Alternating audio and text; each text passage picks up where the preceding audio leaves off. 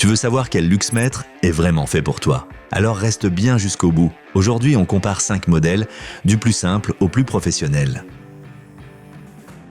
Ce petit appareil arrive en dernière position dans notre classement. Non pas parce qu'il est mauvais, mais tout simplement parce que ses concurrents offrent plus. C'est une porte d'entrée accessible, compacte, léger et très simple d'utilisation. Dès qu'on le prend en main, on comprend que c'est conçu pour des mesures rapides et sans prise de tête. Côté fonctionnalité, il propose l'essentiel pour une utilisation basique. Les mesures sont suffisamment précises et la connexion Bluetooth est un petit bonus sympa. Pour un usage ponctuel, c'est amplement suffisant. Mais face aux autres modèles, il se montre moins précis, moins rapide et surtout plus limité en termes de fonctions. Il y a donc quelques points qui expliquent sa position. L'échantillonnage est plus lent que celui de la concurrence et la résolution devient grossière dans les plages élevées. De plus, il manque des éléments importants comme une sonde externe ou des outils d'analyse avancés. Alors, pour qui est-ce adapté? Pour ceux qui cherchent un appareil simple, à petit prix et qui fait le travail. Parfait pour des projets de loisirs, des vérifications rapides à la maison ou des mesures de lumière occasionnelles. Et comme toujours, les liens vers tous les produits issus du test sont disponibles en bas dans la description. Ce modèle prend la place suivante et se révèle tout de suite comme un compagnon de travail plus fiable au quotidien. Dès la première prise en main, il paraît plus moderne. L'affichage est clair, les commandes simples et le temps de réponse nettement plus rapide que celui du précédent. Ses fonctions vont plus loin que celles du modèle d'entrée de gamme. Il offre une meilleure résolution pour les faibles niveaux de lumière et ses mesures sont plus stables. On sent qu'il a été pensé pour une utilisation régulière. Il est rapide, efficace et reste simple. Mais bien sûr, il a ses limites. Il ne permet pas d'enregistrer les données, ne dispose pas de sonde externe ni de profil de mesure avancé. Dans les niveaux de lumière très élevés, la précision baisse légèrement et comparé au modèle supérieur, on voit bien qu'il s'adresse plutôt aux amateurs ou semi-pros. Tu veux un appareil au look moderne, facile à utiliser et plus performant qu'un modèle basique? Celui-ci est un excellent choix, parfait pour ceux qui mesurent régulièrement sans pour autant avoir besoin d'un appareil pro. Et si la vidéo te plaît jusqu'ici, pense à mettre un like et à t'abonner pour ne rien rater. En milieu de classement, on retrouve ce modèle qui inspire déjà plus de professionnalisme. Il est plus robuste en main et dès les premières secondes, on comprend qu'il offre bien plus de possibilités. Ceux qui ont un peu d'expérience verront vite pourquoi il devance les deux premiers. Ce qui le distingue, c'est surtout sa résolution et sa précision.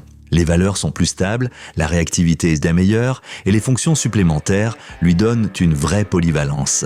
La détection de pics et la sélection manuelle offrent un contrôle que les deux autres n'ont pas. Il présente toutefois quelques défauts. Il est plus lourd, plus encombrant et l'alimentation par pile 9 volts est moins pratique. Il ne propose pas de fonctions modernes comme le Bluetooth ou une connexion à un ordinateur. Pour ceux qui veulent un outil ultra flexible, ça peut être un frein. Mais si tu cherches un appareil fiable, précis et solide, ce modèle est fait pour toi. Il convient très bien à ceux qui veulent aller au-delà des simples mesures basiques, sans pour autant passer au niveau laboratoire.